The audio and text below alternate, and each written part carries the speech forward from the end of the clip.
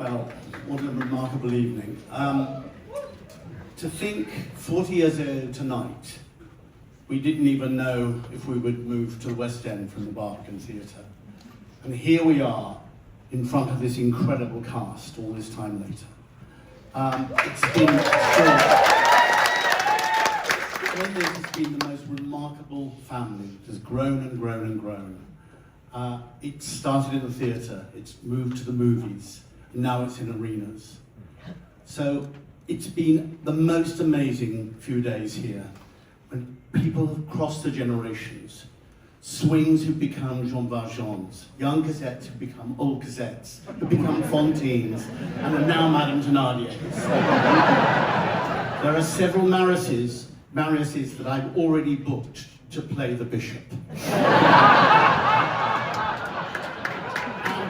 And it's been fantastic. I realise more than half my life is either represented on this stage or in this auditorium. It's fantastic.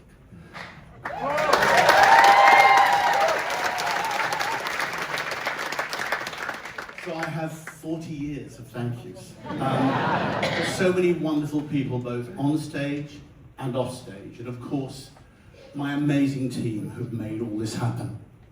It's incredible.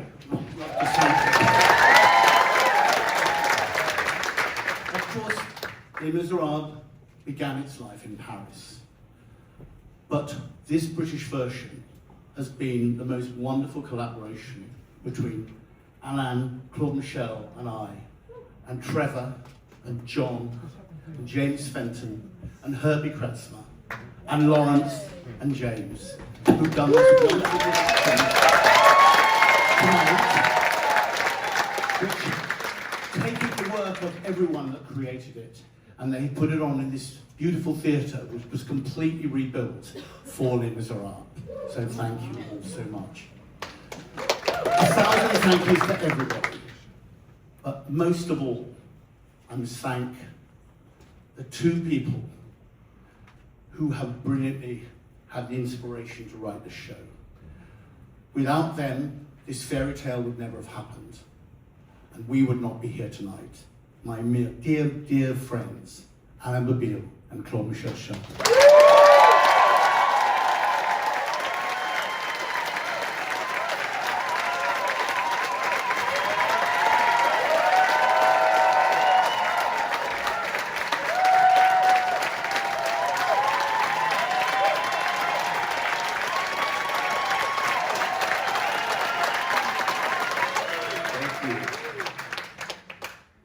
You can dream all the dreams you want, but you have to be seriously out of your mind or under some strong substance to imagine for one moment that you would be celebrating the 40th anniversary of a show of our musical, Born in Paris. You will be celebrating that anniversary in London, in the West End, and in a theatre bearing the name of Stephen Sondheim.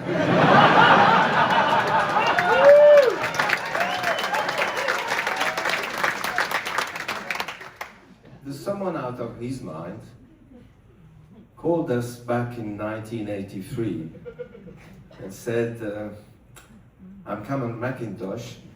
That name didn't ring a bell. A British producer, okay. I have never seen the show, he said, in Paris, but I've heard half of the concept album you've done, and I think you don't realize what you have written. That was a good start. 3 weeks later, Claude Michel and I were in London, and suddenly, dreaming awake, we're introduced to British theatre royalty, Sir Trevor Nunn, John Caird, poet James Fenton, and a few months later, Herbie Kretzmer, fortunately, joined the team, I should say the family. Unfortunately, as you know, he's not with us anymore, and he's sorely missed tonight. He's probably seeing the face of God.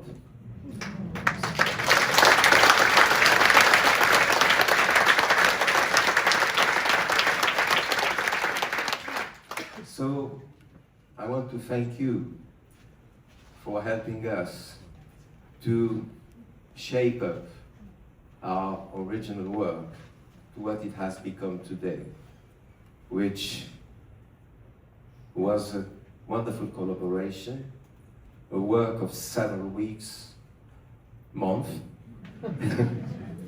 at the Barbican, in order to make it the finished musical that audiences have loved. Well, some hiccups on the way, like a few weeks before the first preview, an English daily whose title was, "What can be worse than a bad musical?"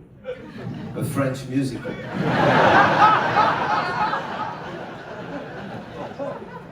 So, thank you all, and Claude Michel, it's to you.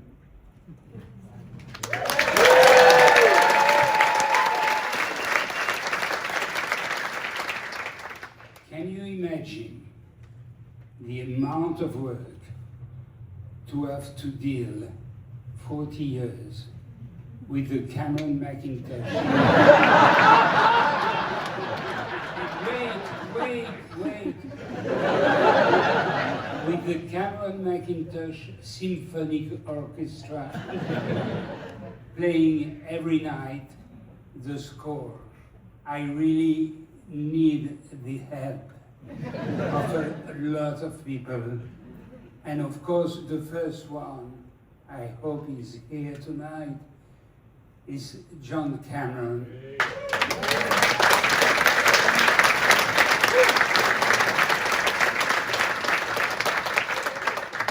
He started by being sick in a dinner we had in Paris.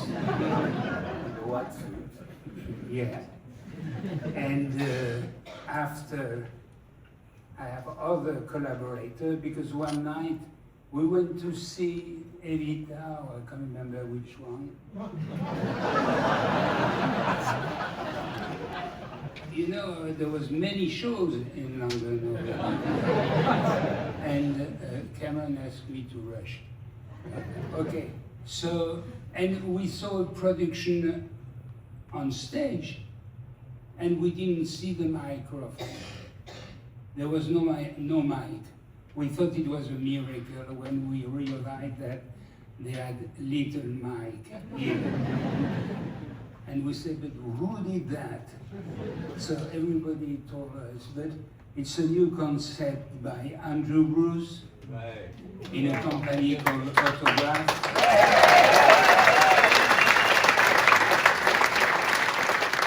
So we say we want it, and we managed to get it, and that was the beginning of the technical problem.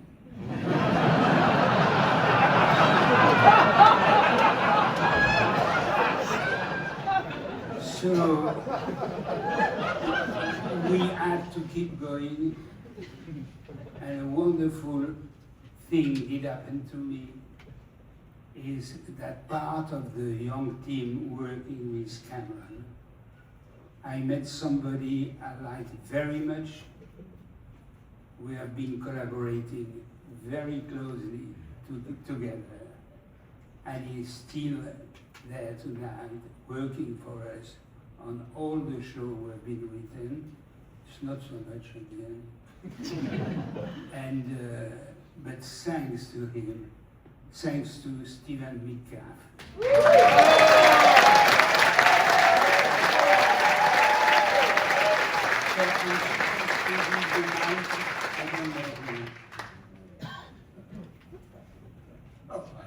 Hi, Trevor. Good evening, one and all. Theatre is storytelling, so allow me to tell you a story that's called How Did This All Begin? Back in 1985, the Royal Shakespeare Company had very recently moved into the custom-built Barbican Theatre. I was the RSC Artistic Director, and I was looking for an epic project that would somehow broaden our audience demographic. I was already close friends and colleagues with Cameron McIntosh because together we had worked on a little show by Andrew Lloyd Webber called Cats. So I was fascinated when Cameron suggested that I should listen to a tape recording of a concert that had been presented in Paris of a new work based on Les Misérables by Victor Hugo. Well, luckily, I read that thrilling novel as a student. So, could this be what I was looking for? When excitedly, having listened to that tape, I concluded that it was, then to present this thrilling score by Claude Michel Schoenberg and Alain Boublil, I knew that I would need to be employing the same creative team with whom I had previously done the epic Dickens novel adaptation, Nicholas Nickleby.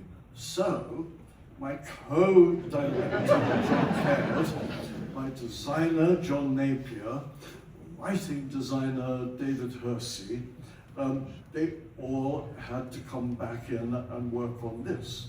So of course, I urged Cameron that this huge project could be launched under the banner of the RSC, and with extraordinary wisdom and generosity, Cameron agreed. A co-production. This meant that with the RSC long-term contract acting company, we were able to do a period of improvisational work, including movement work under the direction of brilliant Kate Flatt, and to organize a longer rehearsal period than the commercial theatre would ever contemplate. Of course, the hope was that the RSC production would then transfer into the West End. Previews at the Barbican, standing ovations every night, including press night, then the reviews. Total thumbs down across the board. Can you believe that? The reviews said, how dare they do this to Victor Hugo? Or, who needs to be bored for 3 hours by a French novel? Press decided our show was a flop. As the creative team gathered for lunch the next day, a lunch intended to discuss the possible West End transfer, the atmosphere was like a funeral wake. Grim occasion, minus all laughter, all chatter. There were no mobile phones back then. A waiter came to the room that we were in and asked if a Mr. Cameron McIntosh could come to the front desk to take a phone call. He did, and was gone for about 5 minutes. Then it happened. Cameron returned, tapped his glass, silence. Then he said, that was the Barbican Theatre box office on the phone. There are queues around the block. They need to take on more staff to cope with huge telephone bookings. We're transferring to the West End.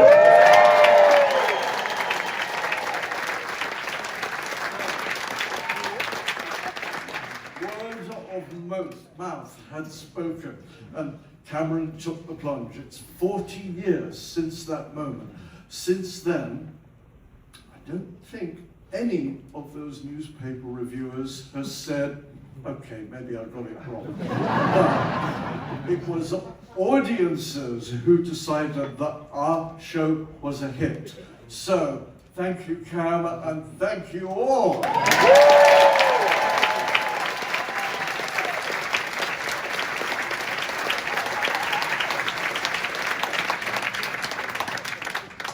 This is my mic stand. Hi, John. Of course, Trevor and I were greatly blessed in our amazing creative collaborators.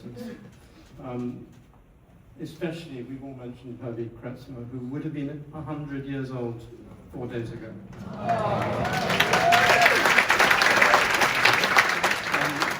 We should have a Herbie Day every October the 5th every year. And we're all going to meet for the 41st next year, because otherwise we might not be here the year after that. Anyway, I can't believe how lucky we were in our collaborators at the time. They were an extraordinary bunch. We had, of course, the brilliant John Napier, the king of theatre design. And Andy Alfie too, the queen of costume design. And the wonderful, wonderful David Hersey, the prince of lighting design. We talked about dear Kate Flatt, our lovely movement director, and as well the late, much-loved Malcolm Ransom, our violently joyful fight director. And last, but never least, our dear Cameron, positively the emperor of producers.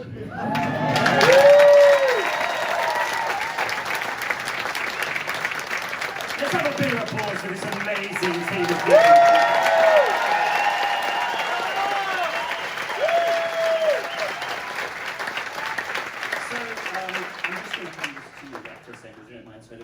Too many. I just want to say what an absolute pleasure it was for James and I when Cameron asked us 15 years ago to look at doing a new production for the celebrations of the 25th anniversary year. And it was an extraordinary request, and then we were blown away by just the very idea that we would have an opportunity, having been actors in the piece once upon a time, knowing exactly what it felt like to audition for the show, to tread the boards, to sing the material, and just know how powerful a piece this show was, created by this magnificent bunch of human beings. So we set the task, and we were lucky enough to have the wonderful Matt Kinley, who beautifully lit by the most wonderful Paulie Constable. We had wonderful costume designs, obviously by the same Andy Neppy too. And we had, oh gosh, help me, Paul Wills, and the gorgeous, remind me, Christine Rollins! Oh my God, Christine, please don't beat me up. Sorry, Christine, I knew I was going to do that. Okay, and then of course the wonderful sound design of the most remarkable Mick Potter, who gave us this wonderful sound. It's an absolute pleasure for us, 15 years on, and we feel like we're such a small part of this incredible celebration. 40 years. It's quite an extraordinary thing, but it's a show that I believe lives in the heart of everybody. It tells a story that is timeless.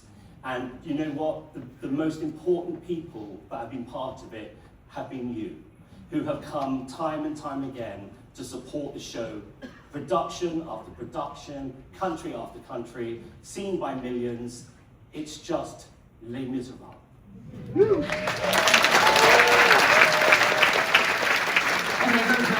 Very quickly, thank you all for being here. We've got another little bit to show you, which you're all going to love, I promise you. I'd like to thank everyone, all the crew back here and through the years. All the directors who love their stuff around this building, countless hours. It's just brilliant. Thank you all very much indeed. And I'd just like to say, the greatest privilege of my professional life is to be stood here sharing the same space with these brilliant individuals. I thank you very